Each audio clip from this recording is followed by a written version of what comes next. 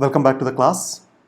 We are continuing our discussion on globalization and the question of modernity or late modernity or post-modernity. And as I have been telling you in the previous several classes, the debate about the whole description of the contemporary period, whether to characterize it as postmodern era or an era of late modernity, it has been very hotly debated a topic within the academic circles.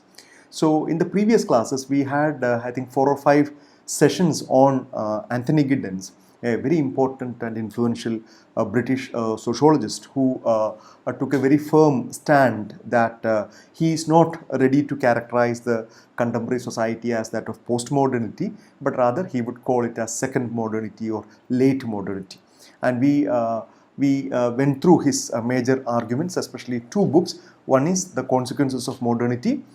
We discussed that one full chapter, the first chapter, where he summarizes quite a lot of arguments. And in the last class, we also had a very brief look at his later book, The Runaway World, where he has used this term, the runaway world, to characterize the kind of changing transformations of the globalization, and he very forcefully argued that the unintended consequences of globalization is taking its own course, and looks like we have not much of a control on it. So that is why he used the term the runaway world. The world, the globalized world, is moving on its own rationality, moving on its own rationale, and the earlier optimism about science and rationality being able to control the world around you more efficiently, that optimism seems to be fading.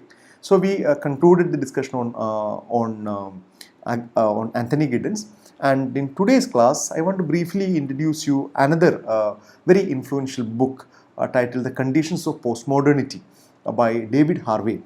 And I'm not going to discuss this book in detail because it's a critique of postmodernity. It's a critique of the kind of a scholarly arguments that began to celebrate the conditions of postmodernity from a very strong Marxian perspective.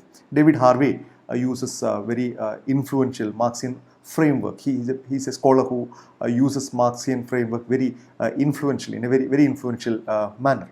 So his arguments about globalization is something similar to that of Giddens and maybe to that of Ulrich Beck as well, because Ulrich Beck, we are going to discuss him extensively in the coming 2 or 3 lectures. So being a Marxian scholar, or being a scholar who prefers to analyze the social change as well as the social structure from a Marxian perspective by giving primacy to the realm of economics, or to the realm of economy, Harvey has very interesting arguments about neoliberalism, about the fixity of capital, and a host of other things. So I would urge you to read David Harvey's other works. He's a geographer, he's a Marxian geographer. So very interesting arguments by rooting himself very strongly, or anchoring himself very strongly in the Marxian tradition of analyzing the role of economy, role of capital, what has happened to the capitalist production in the modern era. Did that undergo significant transformation? Because if you read some of his arguments, especially places where he quotes Marx and Engels from Communist Manifesto, and you would simply think that Marx and Engels is talking about globalization. Okay, about the capitalists expanding their sphere of work across the globe, and then looking for new markets, and then getting labor and then raw materials from across the globe. So it looks exactly like a description of globalization that we discussed today. But Marx was talking about the early features of capitalism. So scholars like Harvey would strongly argue that even when we talk about late capitalism, even when we talk about neoliberal capitalism, the fundamental dynamics or the fundamental character of this economic activity remains the same. The logic of this economy, the basic grammar of this economy remains to be capitalist. So in that sense, he is extremely critical of the postmodernist claims that the basic pillars of modernity has been washed away and then we need to discard. So he is not somebody who would agree with those kind of arguments. So since it's a book, I'm not spending much time on it. Rather, I'm going to depend upon a review article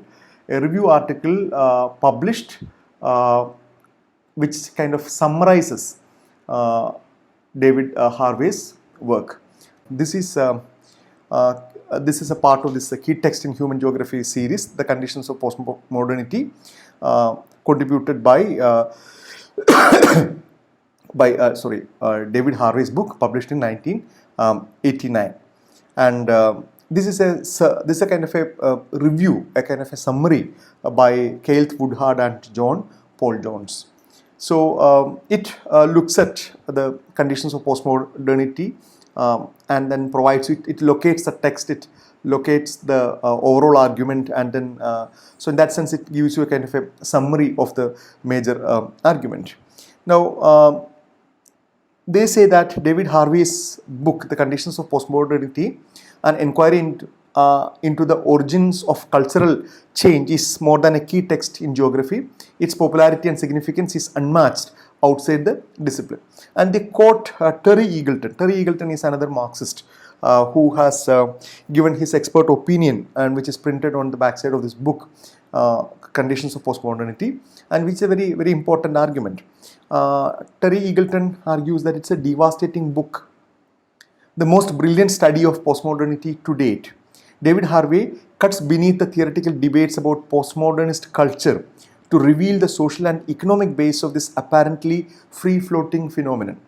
After reading this book, those who fashionably scorn the idea of a total critic had better think again. It's a very very frontal attack, because those who fashionably scorn the idea of a total critic are the people who represent the wave of postmodernity. Because I hope you remember Lyotard, Francois Lyotard, who argued that postmodernity brings in an end to the grand narratives. You can't have a singular theory, for example, a Marxian framework, something like that, which you can't have such kind of a larger frameworks to make sense of this changing forms of globalization.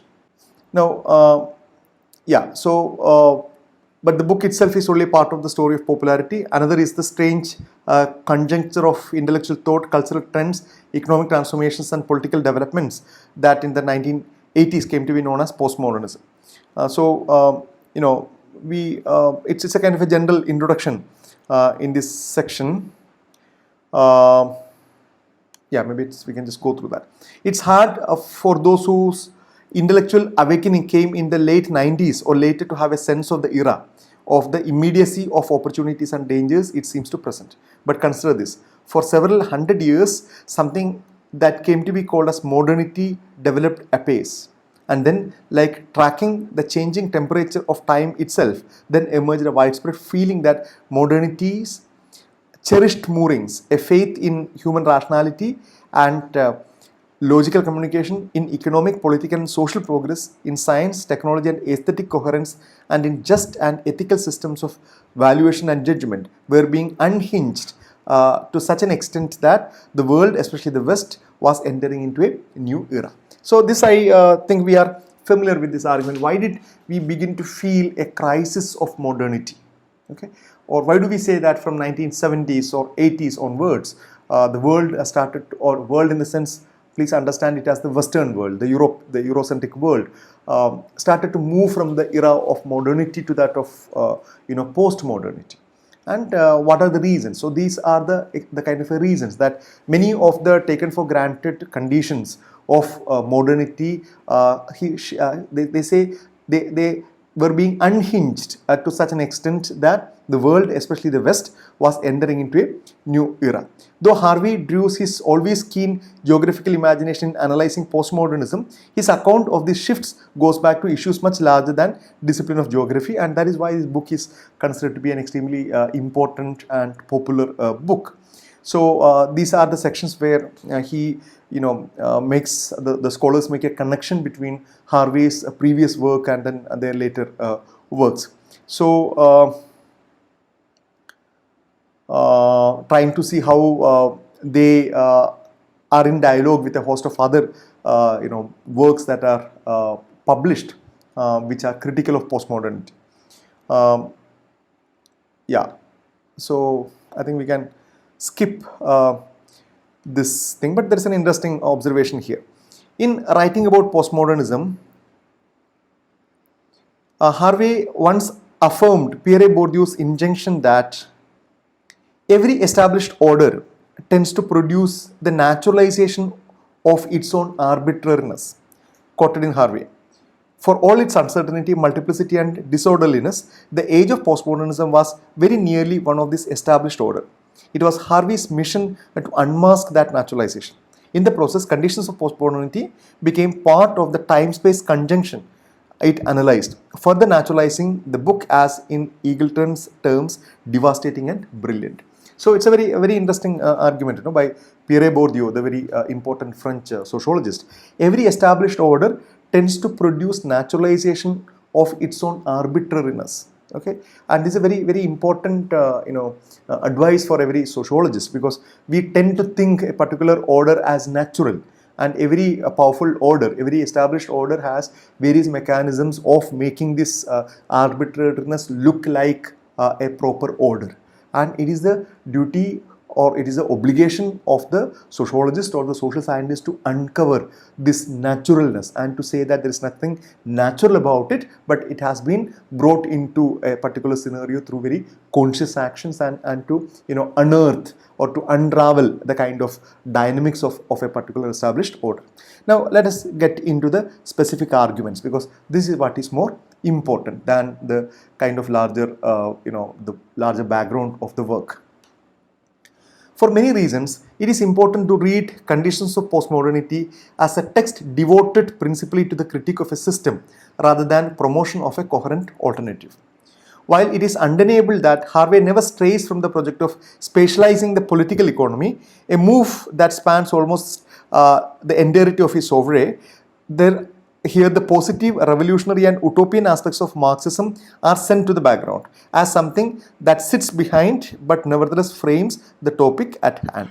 So this book, this Conditions of Postmodernity, is a very devastating critique of the postmodernist arguments about the predominance of culture, about the impossibility of a grand narrative, about the arbitrariness of the world, about the demise of a modern world. And in that sense, it's a rather a critique rather than providing a very well-established alternative based on Marxian framework, unlike say many of Harvey's other work. So the Marxian framework, analysis of capital, analysis of capitalism, the emphasis on working class movement, working class agency, these things are in the background, but he is not here to give a kind of a prescriptive idea about what is globalization or what is not, but it's rather a kind of a critique. True to its title, the book provides a critical analysis of economic and cultural conditions specific to and definitive to the last quarter of the 20th century. Importantly, Harvey recognizes that a double meaning hides within the idea of condition. Okay, so that that's why this Conditions of Postmodernity, this term condition is something important. It signals the state of actual existing things surrounding us and making up the world. But at the same time, it also indicates the historical tendencies driving global processes. So this Conditions of Postmodernity, it actually has two meanings. One is that the kind of actual existing situations, a condition of what actually existing. Second one is conditions is understood as things that are necessitated, okay, things that are kind of precondition for certain things to come into picture. Put in another way, condition implies both the condition of things and that which conditions things. Okay, it's structural things which produces certain things. That certain aspects will come into existence only if certain other conditions are met. So in that sense, it is understood as a kind of a precondition. Other condition is, other meaning is that the consequences of a particular thing. So he uses these two things. It is within this double formulation that surfaces the beginnings of the ontological development that will come to maturity in justice, nature and geography of difference, a condition at which a state of being and a process of becoming. So it's both a state of being and a process of becoming. Now historically, the condition of postmodernity is said to have developed out of or to have been a break with the vast collection of Western philosophical, artistic, scientific theories that developed during the period known as modernism. And we had some discussion about modernism or modernity in the very beginning of this particular chapter. Though beginning with the Enlightenment, this historical era gained ground through the establishment of scientific positivism, the growth, spread and techno-practical coherence of industrial capitalism and the development of the democratic state form. So these are the very three important terms. I hope you remember when we talked about three revolutions, okay? The French Revolution, the Scientific Revolution and the Industrial Revolution. So these three revolutions are said to have led to or given birth to a condition of modernity. These were in no way discrete historical events or processes, rather each informed the other. Moreover, they helped map out a human-centered world aimed at the development of free and autonomous human agents. Okay? Human beings who are not determined or controlled by a superhuman or a supernatural power, but human beings who are capable of taking their own decisions and then acting on their own volition. Rational, economic citizens naturally embracing science, capitalism and democracy. Okay?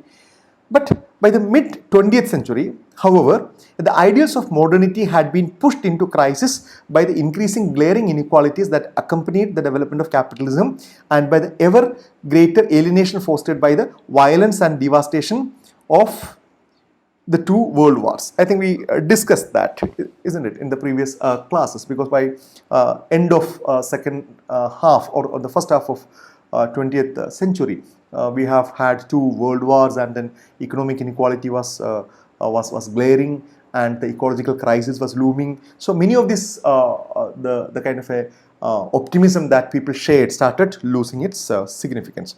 Artists, philosophers and even scientists increasingly turned into fragmented, alienated and relativist representations of the world, revealing a growing dissatisfaction with appeals to the foundationalism that had been the cornerstones of modernist thinking. Postmodernity met this discontent with several accounts of difference, positionality and situatedness that appear to ring the death knell of aging visions of the world rooted in essentialism, totalization and universality. So what does it mean? What does this whole idea of a totalizing, essentialistic and universalistic idea? Because we know that modernity was carried forward, or modernity was espoused. It was philosophically and ethically espoused on the basis of European Enlightenment. And this Enlightenment claimed to have a universalistic character. For example, it had an understanding of what it means to be human, what it means to be the kind of rights and nature of human beings. And they had a universal view about what it means to be human progress. Okay, and so these ideas, the kind of a common set of ideas that can be applicable to every part of this world, every part of this earth, for every communities and societies. So these were some of the kind of essential features of Enlightenment project. Okay, and the argument is that from the postmodernists is that these essentialistic or universalistic arguments have lost its significance, and rather there is nothing of these universalistic things will work. Rather, we need to take into account, or we need to kind of celebrate the differences, the positionality and situatedness. Okay, so that is why this whole identities became extremely important. The proliferation of identities and sub-identities, the kind of fragmented identities became extremely important. So from which Harvey's book derived its name and to which served its purpose. Here Lyotard called a rejection of the grand narratives of modernity. Okay, two of which were essentially suspect in the postmodern critique. The assumed total autonomy of the individual, that is liberalist humanism, the free market entrepreneurialism, and the linear deterministic progression of history, that is Marxist socialism and scientific progress. So this whole idea that the total autonomy of an individual, whether the individual will be completely emancipated, individual will be able to live as a total free agent, and this idea, this whole emancipatory project of enlightenment was very badly criticized by scholars like Foucault, who argued that human beings can never be free in that sense. Okay, especially his earlier writings, which tells you that how there are different forms of discourses, different forms of power structures that really work through you. Okay, so even when you think about your own agency and then subjecthood, how they are deeply implicated in the power structures, and also the linear deterministic progression of history, a kind of a Marxian argument, or even a general developmentalist idea that there is a one particular way of progress is what is required for everybody. All such kind of idea, or the argument that the Europe really represents a blueprint for every other society to develop. Europe represents the epicenter. Europe represents the epitome of human progress. So these ideas became extremely was subjected to so much of critique. Thinkers such as Michel Foucault, Jacques Derrida, and Lyotard argued that such notions did not reflect any necessity within reality or the nature of things so much as the influence of power and discourse in the ways we know and understand the world. Likewise, language, politics, and even identities became matters not of universals but particularly contingency and difference. Those who are familiar with this literature, you know this.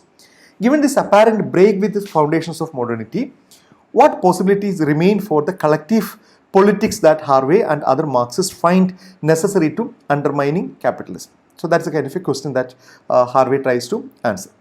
His solution was to hold his ground, reanalyzing relation between modernity and postmodernity. Okay, so as I mentioned several times, these scholars, especially Harvey, Beck, and Anthony Giddens, they were kind of a defenders of modernity.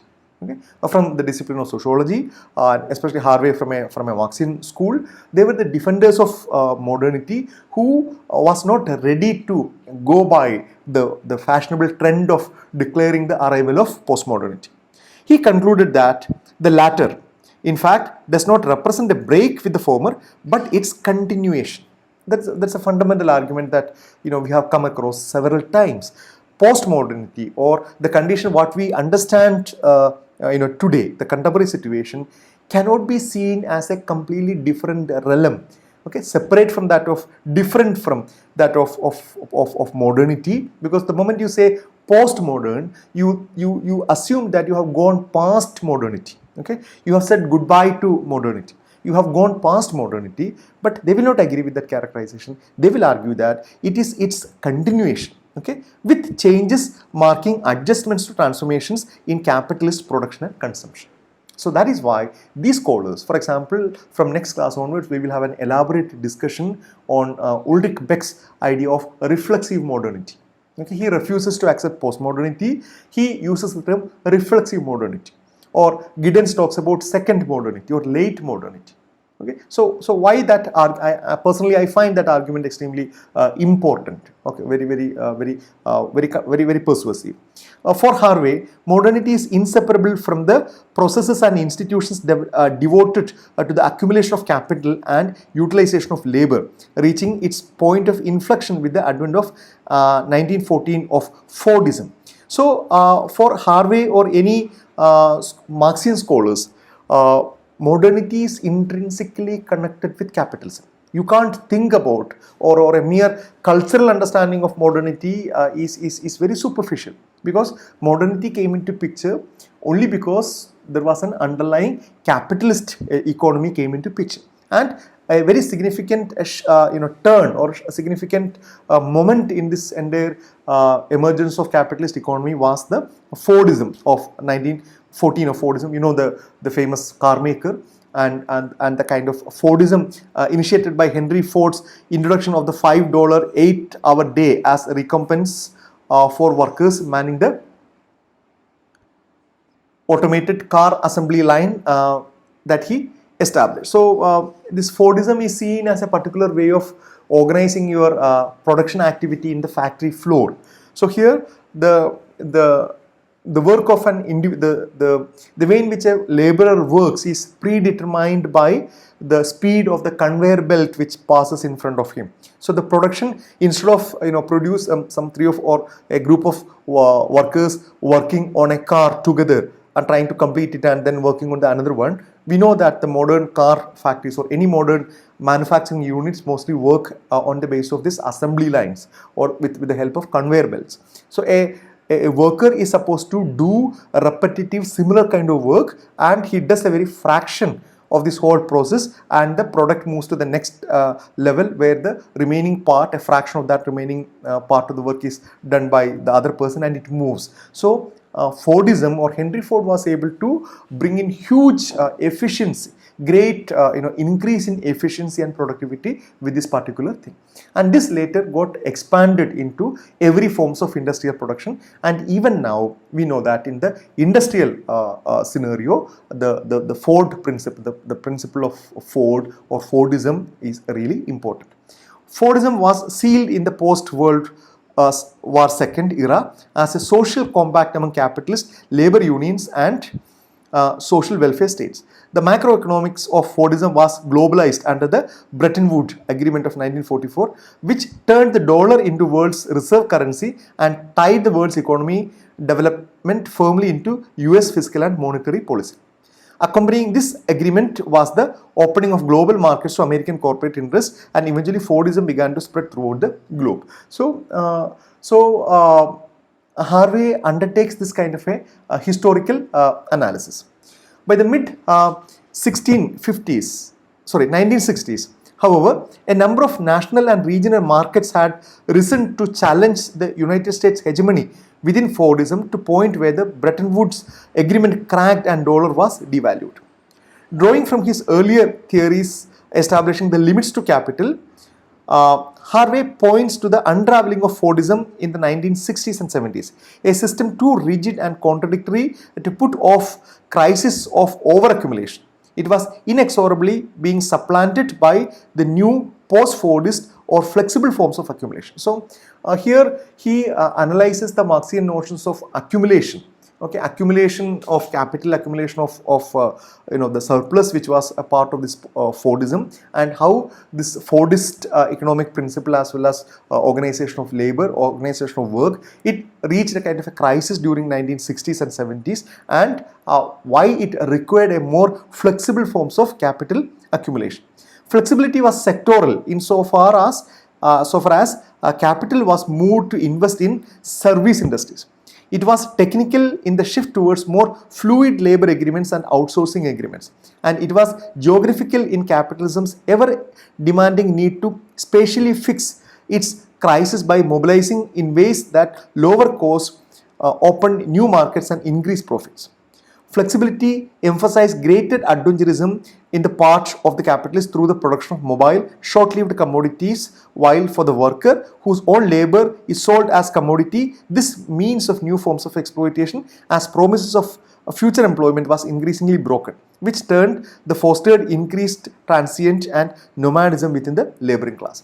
So he argues that by 1960s and 70s, okay, or maybe slightly later, the kind of economic activity, the underlying logic of capitalism, while remained the same, its forms began to change. Okay, and more service sector became important, dominant in the world economy, whether it is IT related one or financial related one, or a host of other service industries became important, which required more flexible approaches towards say the workers, the kind of expertise that they have and the places that they require. So it became the entire economy was forced to become more flexible and then adaptive. So critically, Harvey argues that as distances and time it took to accumulate capital and circulate commodities shrunk, our experience of space and time similarly compressed. Okay, so this we will come back to later, where his overall argument about time-space compression. Okay, whereas Giddens speak about time-space distanciation, Harvey talks about time-space compression. What is more, postmodernity's rise at this juncture as an intellectual, architectural, artistic and cultural movement was not coincided. For the sea change called postmodernism is the direct result of these experiential dislocations. Okay. So while previous representations of postmodernity might have argued that the moment was fundamentally the product of a cultural transformations, okay, from which economic changes like the rise of entertainment industries or the growth of gentrification then followed, Harvey's analysis of the post-Fordist political economy turned this formulation upon its head.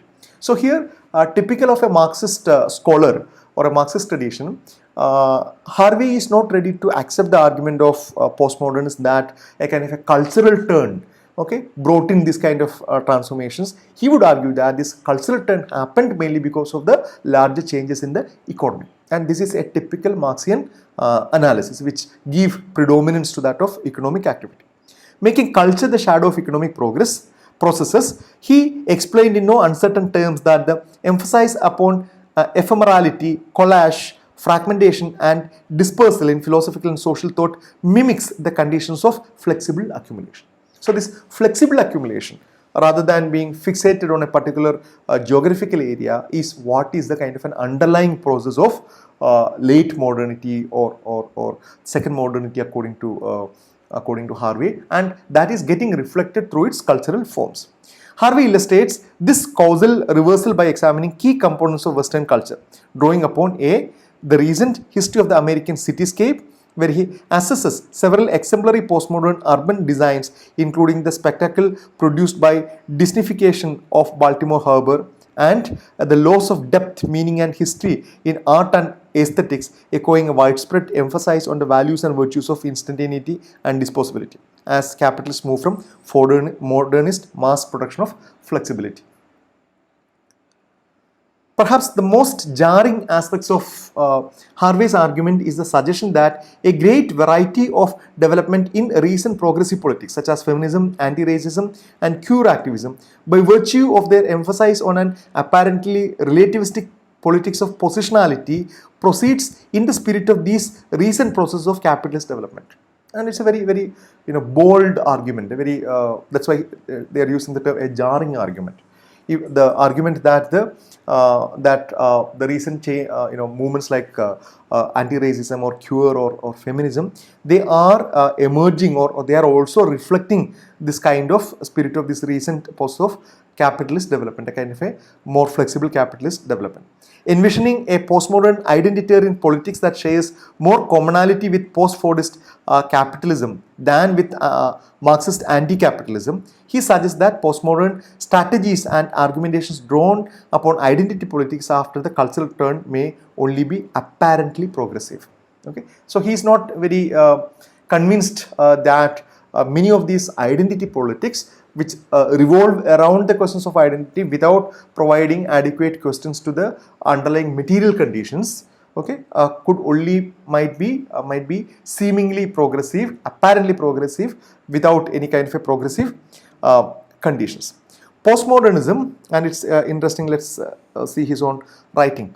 Postmodernism, with its emphasis upon ephemerality or jouissance, its insistence upon impenetrability of the other, its concentration upon the text rather than the work, its penchant for deconstruction bordering of nihilism, its preference of aesthetics over ethics takes matter too far. It takes them beyond the point where any coherent politics are left. While that wing of it that seeks a shameless accommodation with the market puts it firmly in the tracks of an entrepreneurial culture that is a hallmark of reactionary neoconservatism. A very powerful argument. You know that when we talk about identities, we talk about a perpetual fragmentation of identities, because the moment you try to fix an identity, it becomes impossible. You will be able to find sub-identities and then more fragmented identities within that. and feminism is an excellent example into that, or say sexuality is an excellent example into that. So what he argues is that these this particular tendency of going for this unending fragmentation of identities leaves no possibility for a united politics, because a politics requires a coming together and taking a particular kind of a stand. And these identitarians, the people who are so preoccupied with the question of identity, they really forego, or they really cannot see the kind of possibility of forging a political alliance with others. They are not ready to see the kind of underlying material conditions, and more importantly, he argues, they have compromised with the entrepreneurial culture that is a hallmark of reactionary neoconservatism.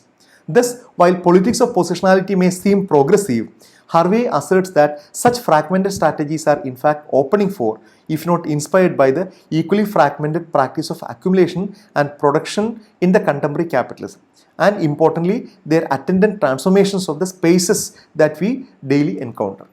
So, in so arguing, Harvey makes the spaces and processes of post-Fordist capitalism the conditions for culturally inflected politics. Okay, aesthetics and cultural practices are particularly susceptible to the changing experiences of space and time, precisely because they entail the construction of spatial representation and artifacts out of the flow of human experience. They always broker between being and becoming. Okay, so this is the a kind of a nutshell of Harvey's work, The Conditions of Postmodernity. A kind of very summary of the overall argument.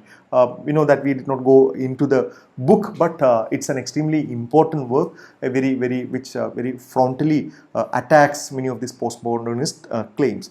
And this latter sections, I am not going into the details. It talks about the kind of impact that this particular book had, the impact of Conditions of Postmodernity, how it became extremely popular. As mentioned at the outset of the chapter, Conditions of Postmodernity was widely read in many disciplines, and it has had a lasting impact in geography, in theory, in a host of other issues.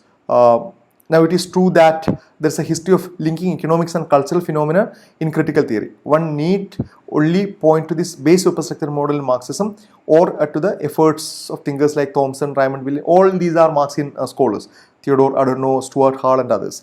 But in geography, at the time of Conditions publication, there were only a handful of geographers who were attempting, as Harvey was, to bring together the traditions of cultural interpretation and political economics analysis. So, the very strength of Harvey is that he brought in the very central, fundamental role of political economy. And that is what is missing in most of the, or many of the postmodernist arguments, which give so much of importance to the cultural representations. Okay? The role of economy, the role of material, the role of capital is very badly missing in many of our narratives, which are whether it's about consumption, about media, about identities, about taste, about a host of other things. So Harvey, typical of any Marxist or typical of any social science of the old school, okay, is here to remind you that you can't overlook these fundamental aspects.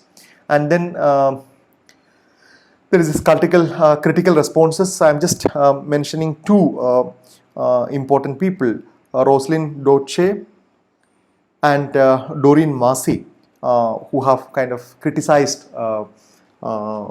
Harvey's position, and especially from a feminist perspective, which you can read in this essay, and Harvey has responded to that. Massey's critique, for example, echoes elements found in Dolce's, while redoubling on Harvey's limited engagement with feminist analysis of patriarchy. So these are the questions, but Harvey, of course, agrees to many of these. The following year, Harvey responded to both Dolce and Massey, but significantly writing in the Radical Geography journal Antipode, and not in the Environmental Planning, Society and Space, the journal in which the critique appeared.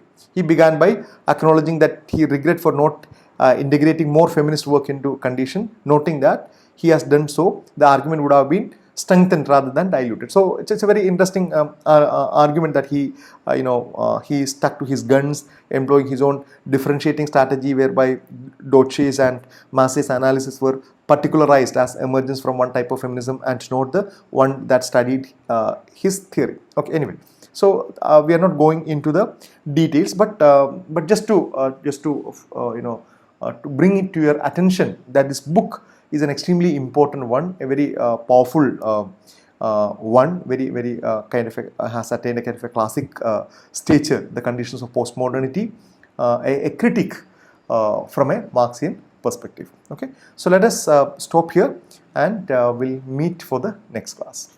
Thank you.